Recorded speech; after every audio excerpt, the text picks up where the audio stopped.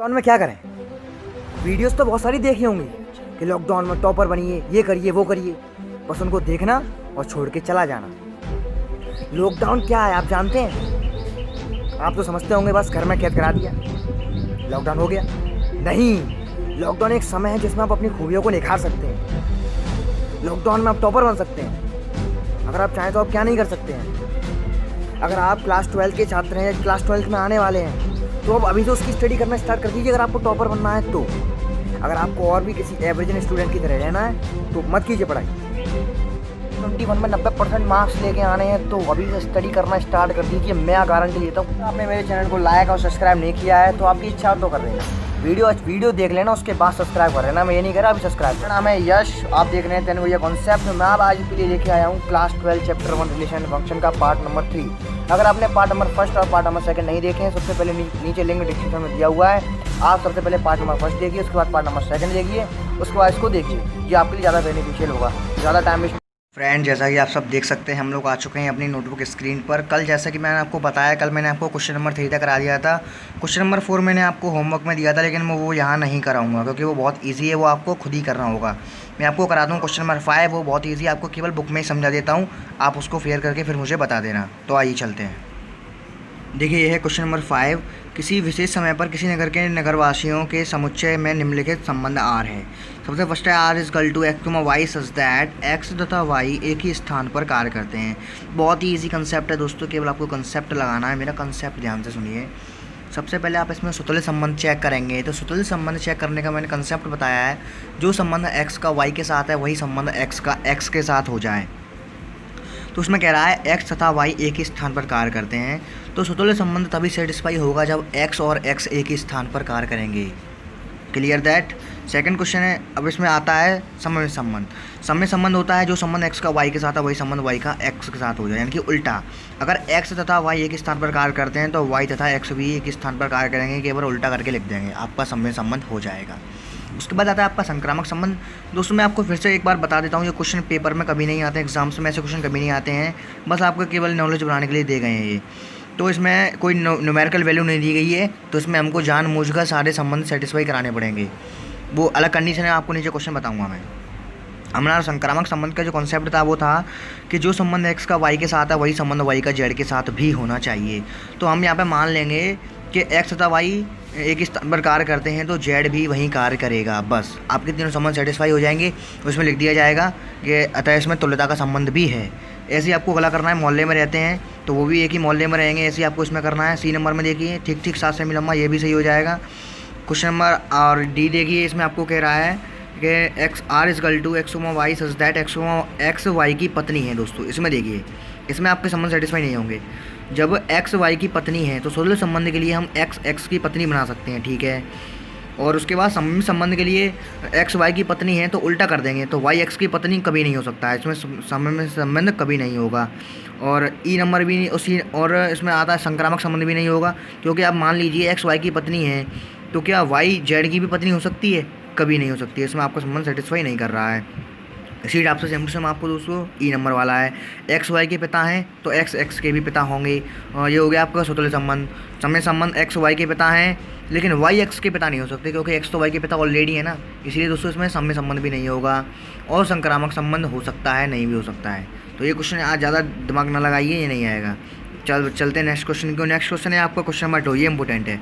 सिद्ध कीजिए कि वास्तविक संख्याओं के समुच्चय में R is equal to A comma B such that A is less than equal to B square द्वारा परिभाषित संबंध आर ना तो सुतुल्य है, ना सम्मित है और ना ही संक्रामक है। तो आइए इसको देखते हैं अपनी नोटबुक स्क्रीन पर। तो देखिए, हमने यहाँ पे फंक्शन नोट कर लिया है, R is equal to A comma B such that A is less than equal to B square. जैसे कि मैंने आपको पहले ही बताया, हमारा मेन मतलब होता है इस फंक्शन से।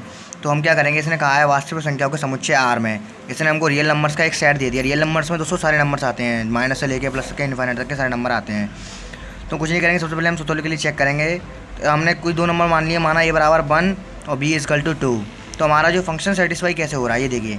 अगर हम ए इज गल टू 1 इसमें रखते हैं तो 1 is less than equal to 2 का स्क्वायर करेंगे तो 4 आएगा यहाँ पे। तो आपका देखिए 1 4 से छोटा तो हो रहा है, लेकिन आपका 1 4 के कभी बराबर नहीं होगा। इसमें आपको 2 सिंबल दिखाई दे रहे होंगे, देखिए ये आपको इसमें 2 सिंबल दिखाई दे रहे हैं। इसका मतलब होता है A is less than B square, नीचे इज गल टू लगा है, यानी कि ये दो तरीके की कंडीशन बताता है, या तो ए बी स्क्वायर से छोटा है और सेकंड कंडीशन है आपकी ए बी स्क्वायर के बराबर है। तो इसमें से आपकी एक कंडीशन तो अप्लाई हो रही है, अगर हम ए बराबर 1 रखते हैं तो 1 आएगा, इज़ लेस देन, और बी बराबर रखते हैं 2 तो 2 का स्क्वायर आएगा 4।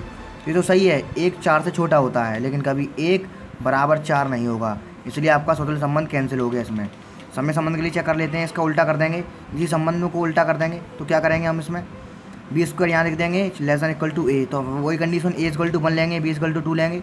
अगर हम ए इक्वल टू 1 लेते हैं और बी इक्वल टू 2 लेते हैं तो बी का 2 का स्क्वायर 4, ठीक है, is less than equal to B, और ए इक्वल टू लिया 1। तो देखिए ये तो इस एक भी सेटिस्फाई नहीं कर रहा है। इसमें दोनों सिंबल का अर्थ जानेंगे, 4 1 से छोटा भी कभी नहीं होगा और 4 कभी 1 के बराबर भी नहीं होगा, यानी कि इसमें सम्मित भी नहीं है। मैं आपको डायरेक्ट बता रहा हूँ, आपको नोटबुक में अच्छे से कॉन्सेप्ट लगा के लिखना है। संक्रामक संबंध के लिए देख लेते हैं। अगर ए हमारा बी स्क्वायर से छोटा है, जो संबंध एक्स का वाई से वही संबंध वाई का जेड के साथ हो जाए, तो वही संबंध हम वाई बी का सी स्क्वायर के साथ कर रहे हैं। चलो हमने मान लिया हो भी सकता है ये B is less than equal to C square, ठीक है, लेकिन ये ज़रूरी नहीं है कि A is less than equal to C square हो। ध्यान से देखना, आप इसमें नंबर रख के देख सकते हैं, मैं नंबर नहीं रखा है, आप ए बी की ये जगह नंबर ले सकते हैं, क्योंकि मैंने आपको मैंने अपने कॉन्सेप्ट को सेटिस्फाई करने के लिए यहाँ पे नंबर नहीं लिया है। मेरा कॉन्सेप्ट कहता है कि संक्रामक संबंध चेक करने के लिए 2 नंबर चूज़ करने आते हैं, दूसरे नंबर का पीछे वाला नंबर, पहले नंबर का पीछे वाला नंबर, दूसरे नंबर का आगे वाला नंबर, देखिए सेम मैच कर रहे हैं, ये कर जाएंगे तो बचेगा आपका A is less than equal to C square. लेकिन ये ज़रूरी नहीं है कि सी स्क्वायर से छोटा ही छोटा हो, अभी बड़ा नंबर आएगा तो नहीं होगा, इसलिए हमें सिद्ध करता है इस क्वेश्चन को। इस क्वेश्चन में ना ही स्वतुल्य है, ना ही सम्मित है, ना ही संक्रामक है। आइए बढ़ते हैं नेक्स्ट क्वेश्चन की ओर। तो नेक्स्ट क्वेश्चन है हमारा, सिद्ध कीजिए कि क्या समुच्चय दिया हुआ है आपको R is equal to A comma B such that B is equal to A plus 1 द्वारा परिभाषित संबंध आर स्वतुल्य, सम्मित या संक्रामक है। ये तो दोस्तों वेरी इजी क्वेश्चन है, ये आपको खुद ही करना है। मैं आपको बता देता हूँ, आपको जैसे हम ऊपर करते हुए आए हैं, आपको एक्स की वैल्यू दी गई है, आपको क्या करना है, एक आपको बी की वैल्यू निकालनी है ए की जगह रख के।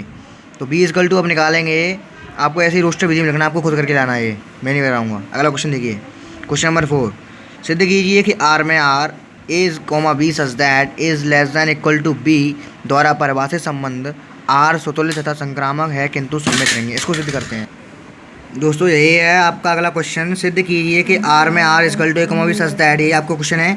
तो उसको देखिए, माना ए इजकल टू वास्तविक संख्या का समुच्चय है, हमने मान लिया है R is equal to A comma B such that is less than equal to b. सबसे पहले हम स्वतुल्य संबंध के लिए चेक करेंगे, स्वतुल्य संबंध है, क्यों है स्वतुल्य संबंध, a is less than equal to b. मैंने आपको बताया था सारा फंक्शन, सारा मतलब आपको फंक्शन से होता है। आपको आर इजकल टू फंक्शन दिया हुआ है a comma B such that A is less than equal to b, तो आप में डबल रोल करना है आपको इसमें।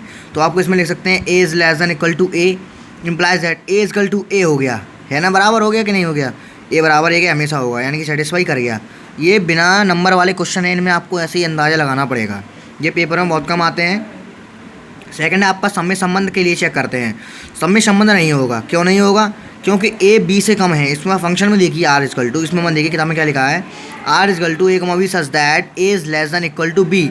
अगर हम इनको डायरेक्शन चेंज करते हैं, इनकी हम वैल्यूज को चेंज कर देते हैं, हम ए की जगह बी रख देते हैं और बी की जगह ए रख देते हैं, ए इजकल टू मानते हैं 1 और बी और आर मानते हैं 3। आप नोटबुक को समझाता हूँ, देखिए। तो देखिए हमने लिख लिया है ए इजकल टू 1 लिख लिया और बी इजकल टू 2 रख लिया है। अगर हम इनकी क्वेश्चन में आपको सिम्पल ये दिया है संक्रामक सम्मित संबंध के लिए इसको चेंज कर देंगे, तो ये आएगा b is less than equal to a. क्या अभी सेटिस्फाई कर रहा है, हम लिखते हैं 2 is less than equal to 1। क्या 2 1 से कभी छोटा हो सकता है, नहीं हो सकता है, इसलिए दोस्तों इसमें आपका सम्मित संबंध भी नहीं है। अब आती है संक्रामक संबंध की बात।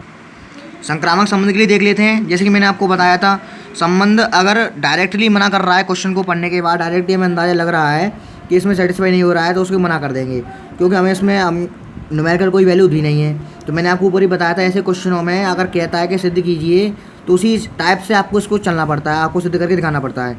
इसी संक्रामक संबंध के लिए मान लेंगे a is less than equal to B और b is less than equal to c, तो implies that A is less than equal to c, यानी कि अगर ए बी से बराबर है या छोटा है। इसमें 2 कोष्टक दिए गए हैं, पहले कोष्टक का दूसरा नंबर समान, दूसरे कोष्टक का पहला नंबर समान, बी से बी कैंसिल, तो a is less than equal to c है। तो इससे सिद्ध होता है कि आर स्वतुल्य है और संक्रामक है, परंतु सम्मित नहीं, क्योंकि ये कंडीशन पॉसिबल नहीं है कि ए अगर बी से छोटा है तो ए सी से भी छोटा होगा। नेक्स्ट क्वेश्चन की ओर। उम्मीद करता हूँ आपको वीडियो पसंद आई होगी। बस आज के लिए इतना ही, क्लास 12 कल आपके लिए फिर हाजिर होंगे नए वीडियोस को लेकर। तब तक के लिए good bye and take care. Video अच्छी लगी तो कमेंट कर देना, चैनल को सब्सक्राइब कर देना। Okay, good bye.